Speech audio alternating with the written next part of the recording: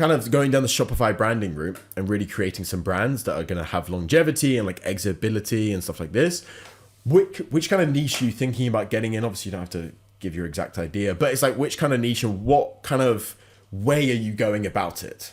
Yeah, so the niche I'm trying to go in for Shopify will be consumable route, just purely because of the returning customer rate. Because with my first Shopify store, it ran up really well.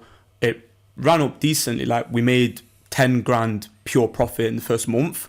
So it ran up really well, and I thought, I've made it. I thought like, this is it. It's just going to carry on pumping.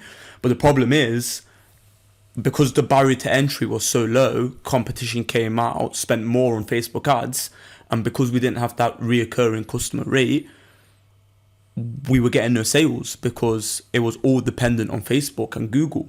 Whereas I'm thinking with a consumable brand, if people actually like the product and it helps them, or they just like it, they're going to come back, especially a subscription-based model where we can get them to subscribe. And if they stay on it, the LTV of the customer, the lifetime value will be so much higher. So you could turn off all ads, and as long as you've got a loyal customer base, which you're constantly feeding them branding info, you're constantly keeping them engaged, they're going to naturally come back rather than spend money on ads. Yeah, there's a lot of ways you can use your pre-existing customer base to also get new customers as well. So there's a guy, do you know MyProtein? Yeah. So MyProtein, the guy's actually on Twitter, the founder. I think he exited it for like 30 million or something, like a lot of money. I think it was more than that, but he exited it for a lot, like tens of millions. And he was saying right in the beginning of the brand, even maybe for multiple years of the brand, a lot of their customers would come from win-win referrals. So it would be their current customers referring other customers. So I would refer you, I would get 10% off my order, and I'd give you 10% off. So it's like you can use your pre-existing customer base to then gain more customers. So you don't have to continue spending money on Facebook ads.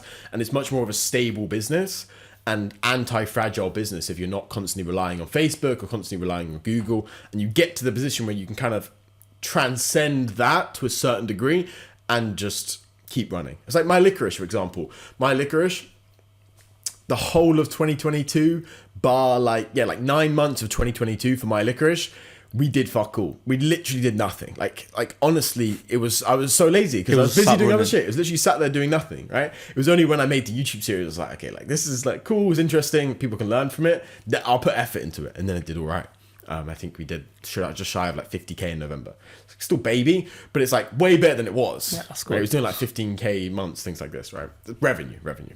So it's like it's got such a strong pace now. Like even if we did nothing but just send emails and SMSs and just a little bit of Facebook post, Instagram posts, things like this, and maybe a bit of win-win referral kind of stuff, it would just keep going for many years. Like we'd still have customers in 10 years time, right? Like, yeah.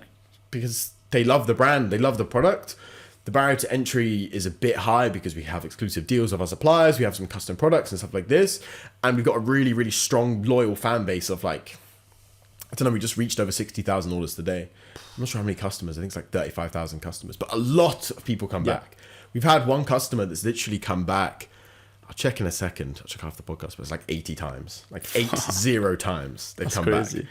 So that's very hard to create, and My Licorice is actually a very hard business to run because the margins aren't really as big as people think it is, because it's very employee intensive to do all the packaging and stuff like this, and we're not at enough scale to get like a big ass machine that costs like £250,000. It's ridiculous.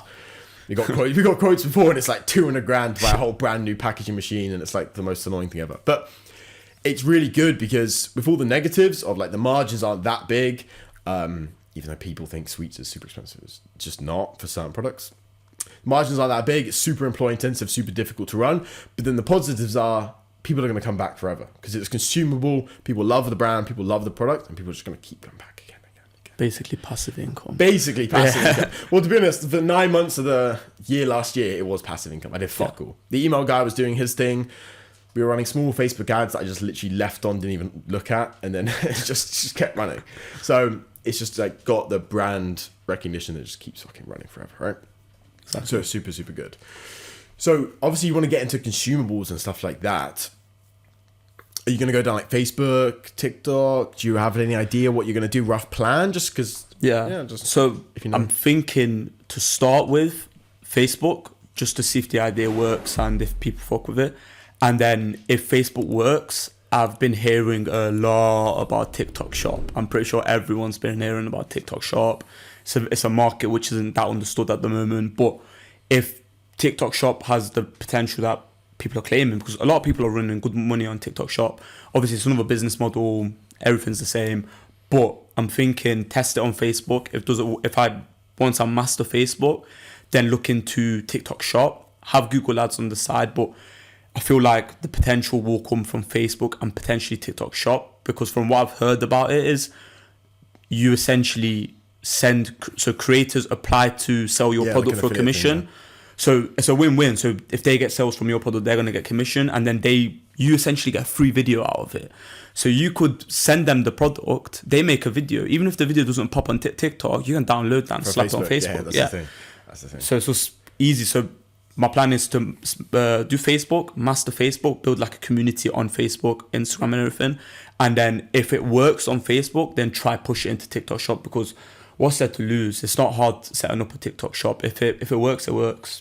Yeah, the thing with Facebook and the thing with brands is if the market on TikTok is, if you run on Facebook and you see, okay, it's like 18 to 25 year olds are really fucking with this, okay, it's probably going to fucking work on TikTok. And if you've got the offer correct, the product's good, and it's already working on a different platform, and the same target market is available on a different platform, it will pretty much always work, because it's the same fundamentals on every platform, right? If you understand the offer, you got a good product, you got good creatives, it will work, right? It will work.